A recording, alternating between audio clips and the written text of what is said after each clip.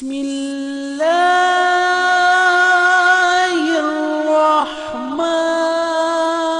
الرحیم۔ بھائیو، ایک کیا پورا مہینہ رمضان بھی ختم ہو جائے گا لیکن تقوی کا موضوع ختم نہیں ہوگا۔ یہ تقوی ہی تو تھا کہ حضرت فاطمہ رضی اللہ تعالیٰ عنہ حضرت علی سے لڑ کر آئیں، اور جب اللہ کے نبی صلی اللہ علیہ وسلم کے پاس آ کر بیٹھ گئیں۔ ایک کیا پورا مہینہ رمضان بھی ختم ہو جائے گا لیکن تقوی کا موضوع ختم نہیں ہوگا۔ یہ تقوی ہی تو تھا کہ حضرت فاطمہ رضی اللہ تعالیٰ عنہ حضرت علی سے لڑ کر آئیں، اور جب اللہ کے نبی صلی اللہ علیہ وسلم کے پاس آ کر بیٹھ گئیں، آپ نے کہا بیٹی کیسے آنا ہوا؟ کہا حضرت علی سے کچھ لڑائی ہو گئی، تو میں ہو گئی۔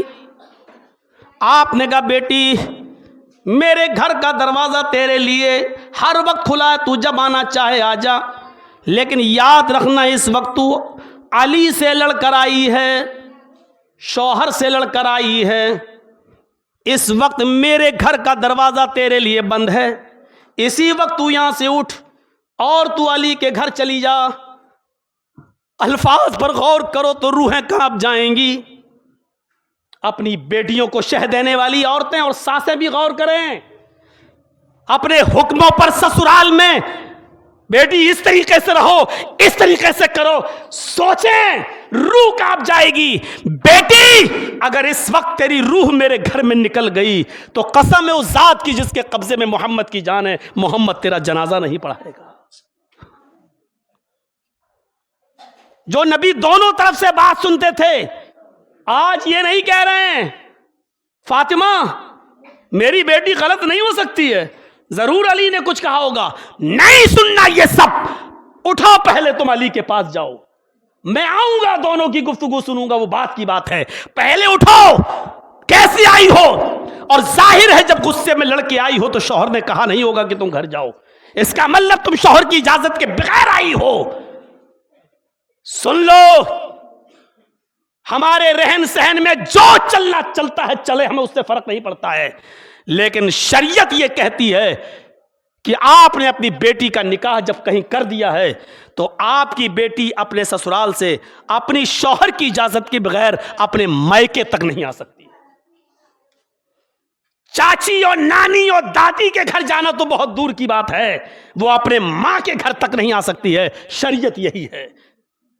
اور اتنا بڑا ظالم شوہر بھی کوئی نہیں ہوگا کہ جو اپنی بیوی کو اپنے میکے تک جانے سے روکے، ایسا بھی ظالم کوئی نہیں ہوگا، اور اگر ہے تو اس کے ظلم کی سزا اس کو ملے گی، لیکن عورت کو اور بیوی کو چاہیے کہ وہ اپنے شوہر کی فرما برداری کرے۔ ہم نہیں جانا چاہتے ان واقعات کی طرف کہ ایک صحابیہ کے باپ تک کا انتقال ہو گیا اور شوہر نہیں تھے گھر میں، اور یہ کہا تھا کہ ہم جلدی ہی لوٹیں گے، اور بیگم محترمہ جب تک ہم لوٹ کے نہیں آئے تم کہیں نہیں جاؤ۔ یہ مطلب یہ نہیں تھا، کہہ ہی دیتا ہے آدمی، اس کا یہ مطلب نہیں کہ ڈیفیکلٹ اور پریشانی والا ماحول ہو جائے تب بھی تم نہیں جاؤ۔ اس زمانے میں موبائل کا فون کا زمانہ نہیں تھا، ٹیلی فون کا زمانہ نہیں، یہاں گھر میں باپ کا بیماری بڑھتی گئی، لیکن صحابہ یہی مشورہ دیتے گئے کہ جب شوہر نے نہیں ہے اور اس کی اجازت نہیں تم نہیں جاؤ۔ گھر سے خبر آئی کہ باپ کا انتقال، یہ عورت پھر پوچھتی ہے، پھر مشورہ دیا گیا کہ دیکھیے شوہر کی اجازت نہیں ہے تو مت جاؤ، یہاں تک کہ اس کو دفنا بھی دیا گیا۔ اور جب 2-4 دن کے بعد جب شوہر آیا تب پتہ چلا کہ میرے سسر کا انتقال ہو گیا۔ بیوی سے پوچھا تم کیوں نہیں گئی؟ کہا آپ جو کہہ گئے تھے جب تک میں نہیں آ جاؤں تم کہیں نہیں جاؤ گی۔ ارے پاگل ہو کیا؟ اس کا یہ مطلب تھا کہ بیماری میں بھی نہیں جاتی تم، کیوں نہیں گئی؟ جب یہ معاملہ اللہ کے نبی کے پاس آیا تو اللہ کے رسول نے جانتے ہو کیا کہا؟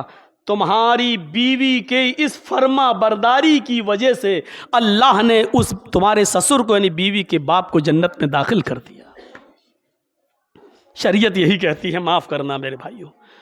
ہم دیکھیں تقوی کا ماحول کیسا ہمارے سماج میں، سوچیں کہ رمضان کے مہینے میں کیسے، تصور کرو اس زمانے کے لوگ ایسے ہوتے تھے کہ ایک ہارون رشید خلیفہ اور اس کا رشتہ آ رہا ہے شہزادے کا، لیکن مسجد میں پڑھانے والا ایک مدرس، ایک مولوی وہ کہتا کہ نہیں، میں اپنی بیٹی کا نکاح نہیں کر سکتا شہزادے، ہارون رشید کے یہاں نہیں کر سکتا، میں اس کے بیٹے کو نہیں دے سکتا۔ کیوں؟ کہا شہزادے کے یہاں اگر ہم نکاح کر کے بھیج دیں گے اپنی بیٹی کو تو وہاں عیش و آرام میں رہ کر اللہ کی عبادت نہیں کر سکے گی۔ نہیں کیا۔ ایک طالب علم غائب، بچوں سے پوچھا کہ مدرسے میں ہمارے بچے جو پڑھنے آتے ہیں کیا ہوا؟ آج فلاں صاحب نہیں آئے، لڑکا نہیں آیا۔ جواب دیا کہ آج اس کی بیوی کا انتقال ہو گیا۔ اس زمانے میں اتنا انتظار نہیں ہوتا تھا کہ 25 اور 30 سال اپنی بیٹی کو بٹھائے رہے۔ جیسی بیٹی بالغ ہوئی، اور بلوغت کا مطلب اچھی طریقے سے عمر سے کوئی تعلق نہیں ہے بلوغت کا، اور بہت ہی شارٹ میں تھوڑا سا بتا دوں کہ جب لڑکے کو رات میں سوتے وقت جب وہ جنبی ہونے لگے اور ناپاک ہونے لگے تو وہ بالغ مانا جائے گا، اور جب لڑکی کو پیریڈ شروع ہو جائے منتھلی تو وہ بالغ مانی جائے گی۔ بس اس سے زیادہ اس ماحول میں کچھ بولا بھی نہیں جا سکتا ہے، اور اس سے زیادہ میرے بھائیوں مہذب والے کوئی جملے بھی نہیں تھے۔ یہ سب سے زیادہ تہذیب سے بھرے ہوئے جملے تھے جو میں نے آپ کے سامنے استعمال کیا۔ یہی بلوغت سے، یہی شروعات، بس بالغ ہوا، لڑکا شادی کر دی، لڑکی بالغ شادی۔